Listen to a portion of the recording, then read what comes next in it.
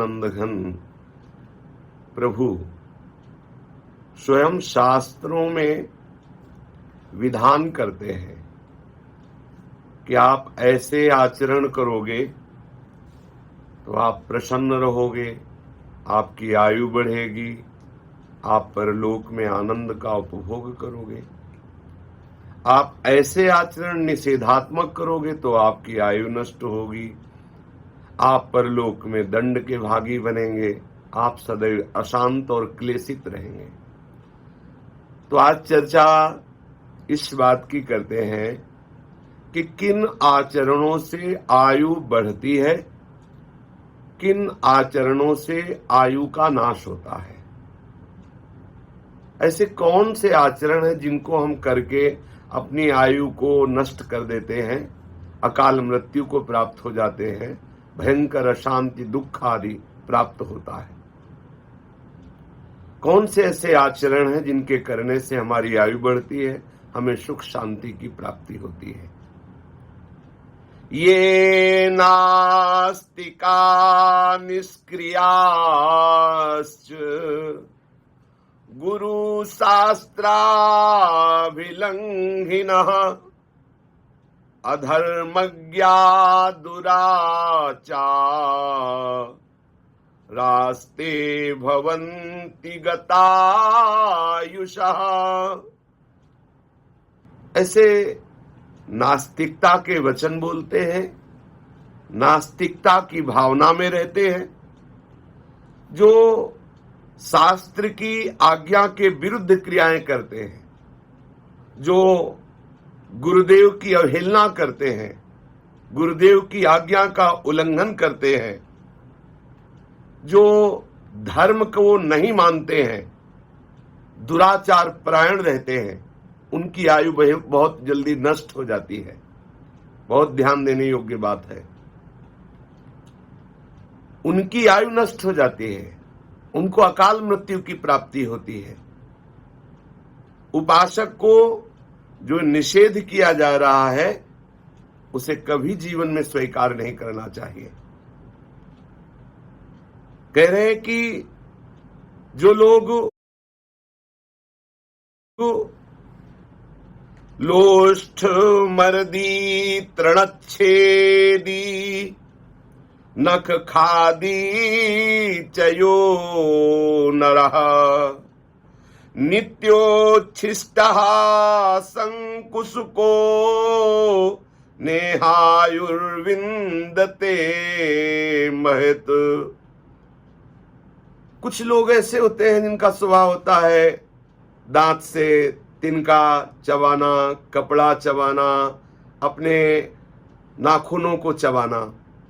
बैठ गए, तिनका तोड़ रहे हैं, कुछ भी फाड़ रहे हैं, किसी का भी जूठा अनूठा बासी ऐसा अपवित्र आहार पा रहे हैं। चंचल स्वभाव, चंचल चेष्टाएं, बैठे हैं पैर हिला रहे हैं।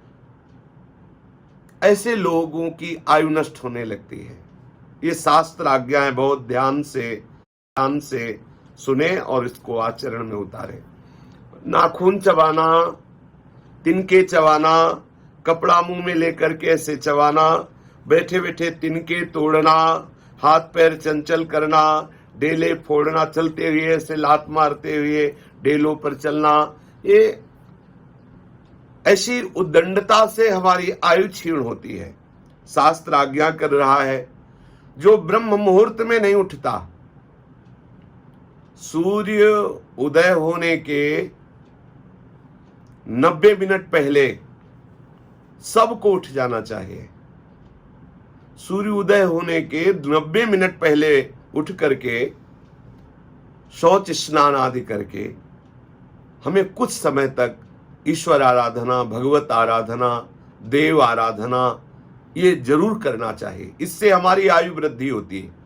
जो प्रातःकालीन वेला पर उठते हैं, उठ करके शौच स्नान करके देवाराधन, इष्टाराधन, भगवद आराधन ऐसा करते हैं, जो संध्या काल में प्रातः, मध्याह्न, सायं हरि आराधन करते हैं, देव आराधन करते हैं, संध्योपासना करते हैं, गायत्री आदि जप करते हैं, देवताओं को नमस्कार करते हैं, गुरुजनों को नमस्कार करते हैं, उनकी आयु बढ़ती है।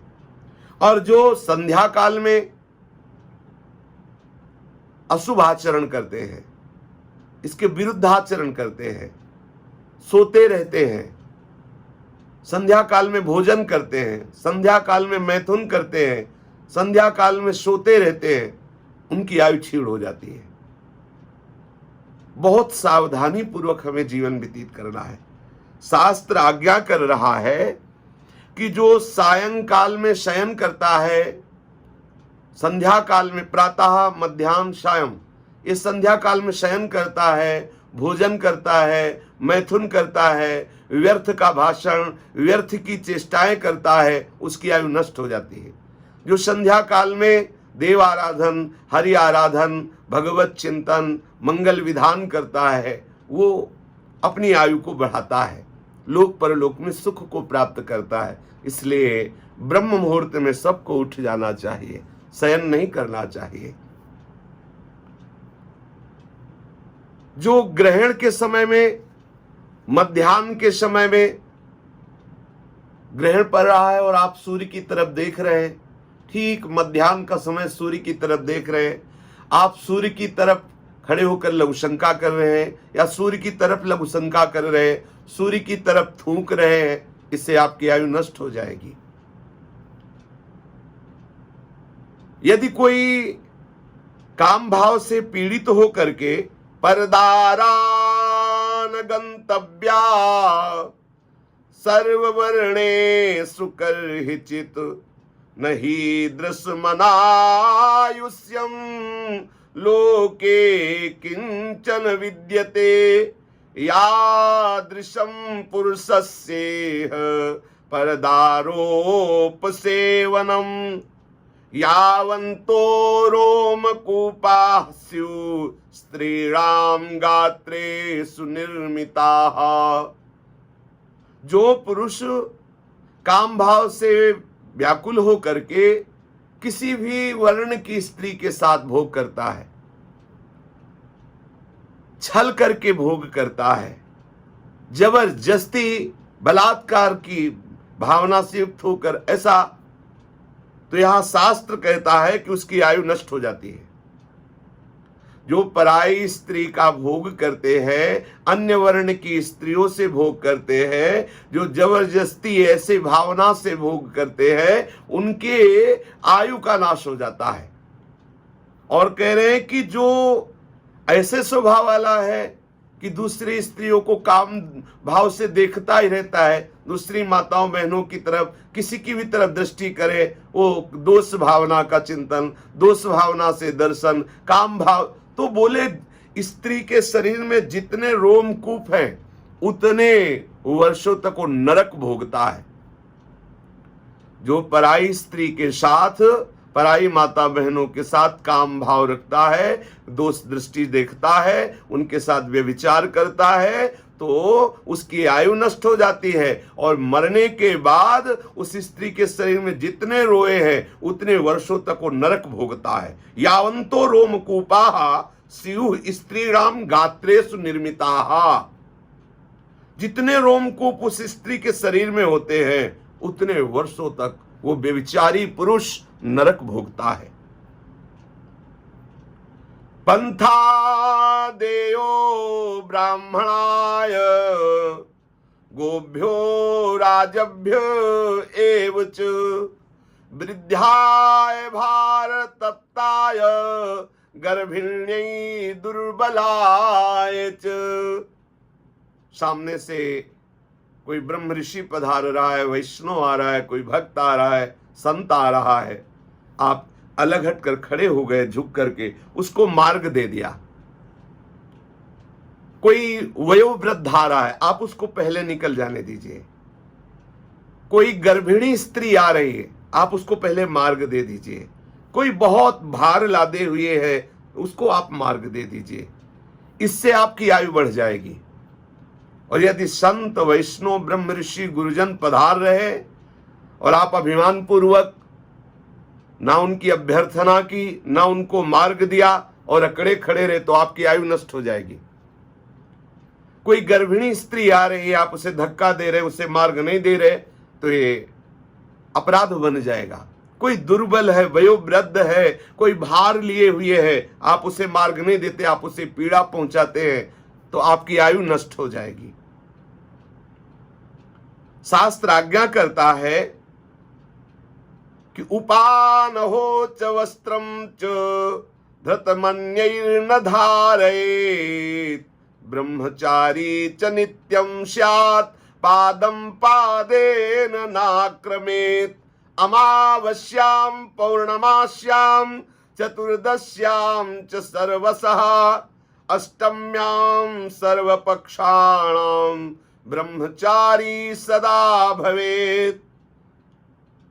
दूसरों के पहने हुए वस्त्र, दूसरों के पहने हुए पादुका जूते, ये केवल गुरुजनों की प्रसादी शिष्य या भगवत प्रसादी धारण कर सकता है भक्त। अन्य दूसरों के पहने हुए कपड़े नहीं पहनना चाहिए, अन्य दूसरों के पहने हुए पादुकाएं नहीं पहनना चाहिए। और अमावस्या, पूर्णिमा, चतुर्दशी, अष्टमी, एकादशी आदि तिथि को गृहस्थ को भी समागम नहीं करना, स्त्री समागम नहीं करना चाहिए, स्त्री सहवास नहीं करना चाहिए, ब्रह्मचर्य से रहना चाहिए।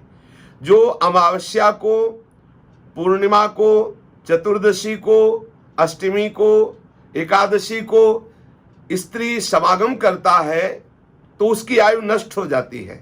ये बहुत ध्यान देने योग्य बात है। यदि आप अन्य किसी के पहने हुए कपड़े पहनते हैं, अन्य किसी के पहने हुए जूते पहनते हैं और इन तिथियों में व्यभिचार करते हैं तो आपकी निश्चित आयु नष्ट हो जाएगी। इसलिए इन तिथियों में ब्रह्मचर्य रहें, गुरु या इष्ट की प्रसादी वस्त्र धारण करें। दूसरों के हृदय को बेधे ऐसे कभी वचन न बोले, क्रूरता पूर्वक कोई क्रिया न करे जिससे किसी को नीचा देखना पड़े, ऐसी आप चेष्टा न करें। आप रुखाई भरे वचन, दूसरों को उद्वेग देने वाले वचन, दूसरों को मर्म पहुंचाने वाले वचन ऐसे कभी न बोले, नहीं तो आपकी आयु नष्ट हो जाएगी। शास्त्र आज्ञा करता है, रोहते सायकैर्विद्धं वनं परशुनाहतं वाचा दुरुक्तं बीभत्सं न संरोहति वाक्षतम। बाणों से शरीर जैसे बिंध जाए या किसी अस्त्र से शरीर